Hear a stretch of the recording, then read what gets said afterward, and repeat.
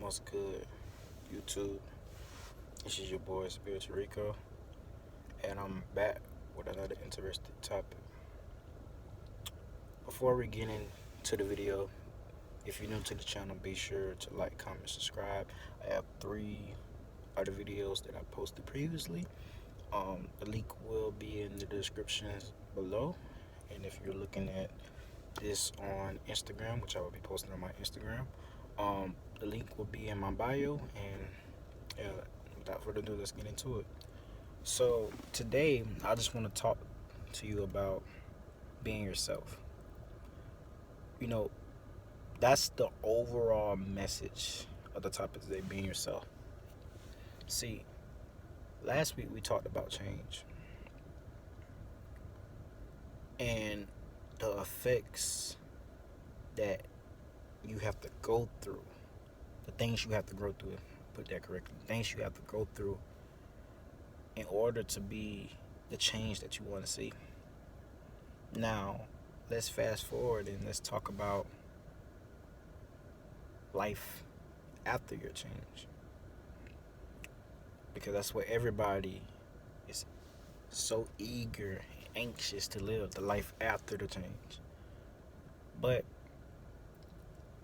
I want to kind of piggyback off of last week, where I feel that a lot of our problems as people is that we're not truly 100% being ourselves. Because the realer you are, the more distant and the more your vision, your viewpoint, the things that you start to do, it becomes different than everybody else. It's almost as if you're an oddball. And I know a lot of people, which was including myself, I knew when I was born, I just wasn't, I was always odd. I was always that kid that, would stand out. But I tried for many years. I tried so hard to fit in because I didn't want to seem like I was better than anyone. I felt that for years, the main reason why I hated myself, because I viewed myself as that if it was left up to people, had I would have been myself since the beginning, I don't think I would have had many friends. I don't think I would have been accepted by a lot of people. And in the beginning part of my life, I was really big on perception and living up to the image that people created for me, which came with a lot of self-hatred. It came with a lot of torment to my individuality, because I was born unique. And just as well as everybody else out there that's watching this video, you was born to be unique. The more you try to fit in, you invite unintentional events, people into your life. And what you have to understand is God gave us all a free will, right? But if you look at it, it's really not a free will, because anything God allows, He will always bring good out of it. It don't matter if you're homeless, you was abandoned by a parent, or you was abused in a relationship, you being touched as a kid, all those things are some of the bad things that a lot of us from the ages of 2, maybe even younger than that, from a baby up to, let's say 18, 19, 20, some of us 24, and those things are still happening to us. Some of us may even be 40. But I go on to say this is that, God will never allow nothing that He can't bring good out of it. Some of the times, the things that we do, we allow it to happen. We allow it to become a part of our existence, because you get so caught up into maintaining an image to where you lose sight of who you really are. I, I me personally, I did that to myself. Um, I was shamed. Growing up as a kid, I was very sick. I was diagnosed with Lennox-Gastaut syndrome. It's pretty much every form or case of epilepsy in which I was supposed to be a vegetable. I wasn't supposed to be able to walk, talk, or write.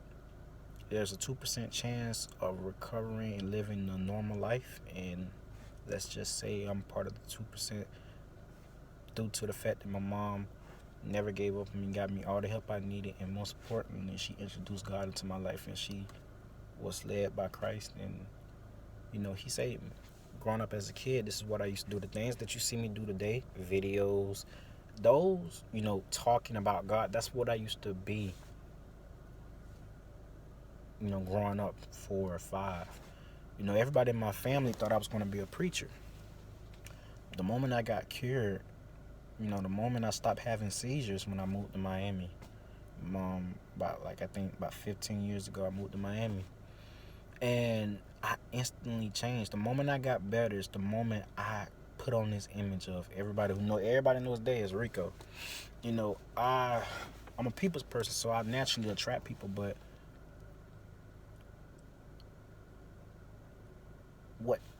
what is starting to show me after years and years, let's say about 15 years of putting on an image that wasn't me, I come to learn that 90% of the people that I came in contact with wouldn't have even looked my way had I would have been myself. And you have to ask yourself, just piggybacking off of last week, you got to ask yourself, are you putting up an image? Are you surrounding yourself around people to make you think that you're happy? Because when you look in that mirror, it's a hard pill to swallow when you're not happy. On the outside looking in, everybody thinks you got it going on, but behind closed doors, man, you hate yourself, or you so lost you don't even know who you are. Because you done got so lost into setting yourself up for people's expectations, for people's approval. You can go your whole life seeking people's approval to where you lose sight of your inner happiness, your inner being. You see, when I come to you today, it's okay to be yourself. The way you was created, people might judge. But one thing I noticed and what I've read is that, God, it's the reason why God controls your blessings. God is there when nobody else is, because if you can't trust anybody else, you can trust him. He created you. He know everything that you're going to do. And when it comes to being yourself, it's kind of really hard to be willing to accept that, because the first thing you think about is what people want to think about me. What are people going to say about me? Listen, I come to tell you, whether you maintaining an image or you being yourself, people go talking about you the day you die. A lot of people that I grew up with, a lot of people that I was cool with, I know without a shadow of a doubt I'm being talked about behind closed doors. And I was supposed to do this 3 years ago, around the time when my life pretty much changed. That unnecessary route that I wanted so bad, to where at the time it caused me a lot of pain. It caused me a lot of stress, but it later propelled me to finding myself. It was needed. It was a necessary route, because God took that all that pain, all that misery, and it led me to this. And see, what a lot of people don't realize is, man, you're gonna be talked about whether you doing something good or you doing something bad. And a lot of people want to do better. I mean, they want to be themselves. They want to change into their natural state. And part of changing back to that natural state is going to be wearing that pain of what people say. What people say in front of you and what people say behind closed doors. You want to change? You want to be yourself? You can't worry about what people think about you. You can't worry about the things that you can't control. You can only worry about the things that you can control, and the things that you can't, put it in God's hands. You know, you have to find what makes you happy. And if you know what makes you happy and you scared to do it,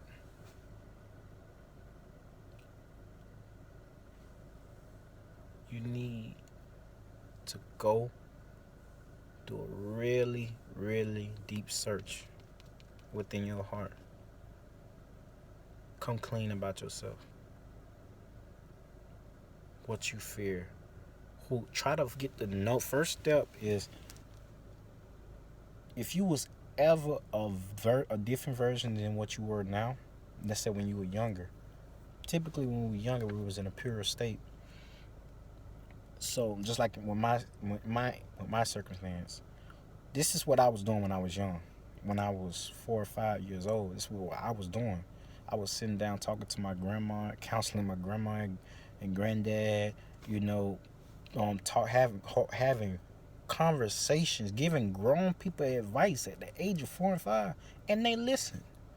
So my circumstance was, it's like the older I'm getting, the more I'm going back to when I was when I was younger. I was very mature, but I had all that going on in the time where I was going through so much. And see, what you got to realize, when you going through your storm, when God sends a storm your way, if you look at that as a storm, you're going to get further and further and further behind. Those hard times. Those times where God has removed everybody, all your friends. Your friends don't want to hang with you no more. Your mama don't want nothing to do with you. Your daddy don't want nothing to do with you. Nobody wants nothing to do with you. That's what it seems. Man, when you ain't got no friends, no nothing, you at the right place at the right time. It's going to keep coming back. Because like you said, the lessons repeat themselves. It's going to keep coming back. You have to value your time alone so that you could be who you supposed to be. At the end of the day, man, nobody has a grave, a heaven, or hell to put you in. Words might hurt, but what hurts more when you land on your deathbed and you know this whole time you've been alive, you've been being somebody that you're not, or you doing everything that you love to do. And whatever type of success God allows you to have, would you rather have that and have people talking about you? Or would you rather be on your deathbed thinking and being regretful that you lived a life of a lie? Because, I heard something. I think I heard it from Deion Sanders. A person ain't gonna talk about something that ain't gonna speak on something that has a negative light. Let me just rephrase this. If you the shit, people go talk. People not go talk on people. People are not gonna talk so badly about a person that ain't shit. Because when you on the same level as them, they'll be your friends. They laugh with you. But the moment you become yourself and you step out of that fitting in circle, You gonna see a lot of people true colors. And if you look at it in a negative mindset, oh, that nigga a hater. No, little mama, no, son. That ain't how that go. People only go talk about something that has something potential. A person, haters, it's the reason why you keep your enemies close. It's the reason why you keep your, I don't really know how the saying goes. I can't, your friend close, but your enemies closer. Your enemies, the people that you consider haters, they overly love you. They love you so much to where them looking at your video, them looking at your lifestyle, it forces them to think about what they would have had they done life differently.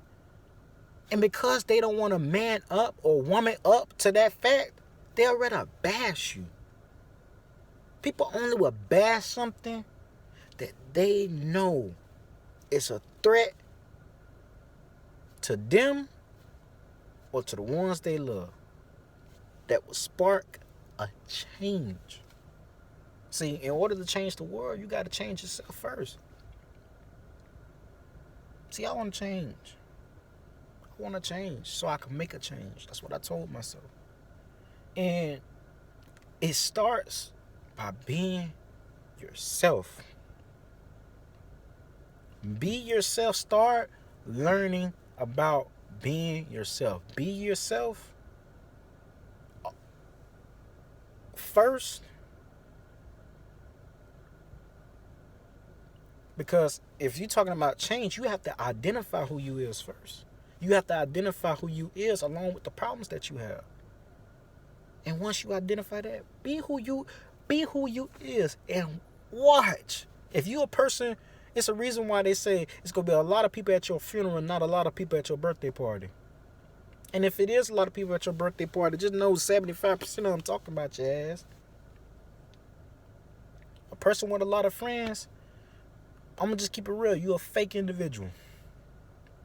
If you got millions and millions of friends, okay, you got a whole bunch of people around you, 9 times out of 10, bro, you're not real as you think you are. It's just a bunch of people liking something who you truly ain't, something that you created. I created Rico because I thought Ricardo was too soft. I thought Ricardo was going to get ran over. I thought Ricardo was going to be my downfall. I had to learn, man, Rico is my downfall. Rico drugged me into everything that I wasn't supposed to run into. It was the total opposite. Had I would have been myself, I would have avoided everybody that I came in contact with in life that wasn't good for me.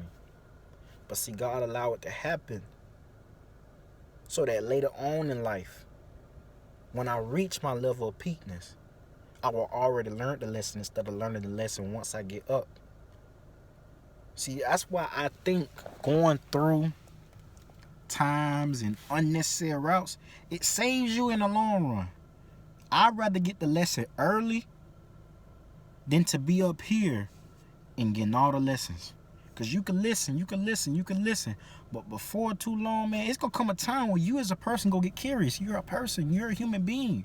You're going to be curious enough to try something. I'd rather try it before I become something than to try it when I'm at the top or I got something going for myself and then I ruin it.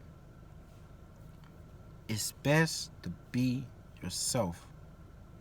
This is kind of like part 2 of I Want to Change, because you have to be yourself, man. But, you know, I'm going to end this. It's going to be a part 3 because there's steps to this change thing. You know, but you know, we're gonna take time and do a prayer. You know, Father God, as we gather here today at this present time, Lord, I ask that anyone that is in need, anyone that's in need of your guidance,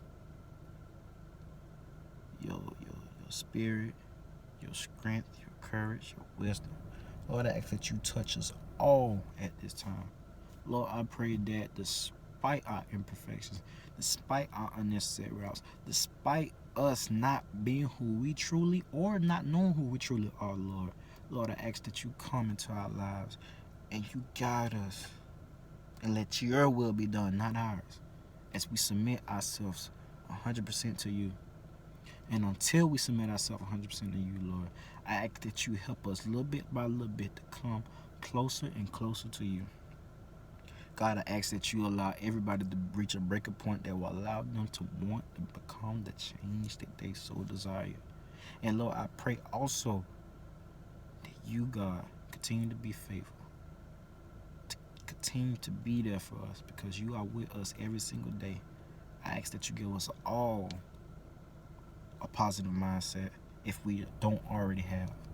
And in our times of being weak, Lord, I just pray that you allow us to allow you to step in and be our knight in shining armor so that we can be protected during our vulnerability.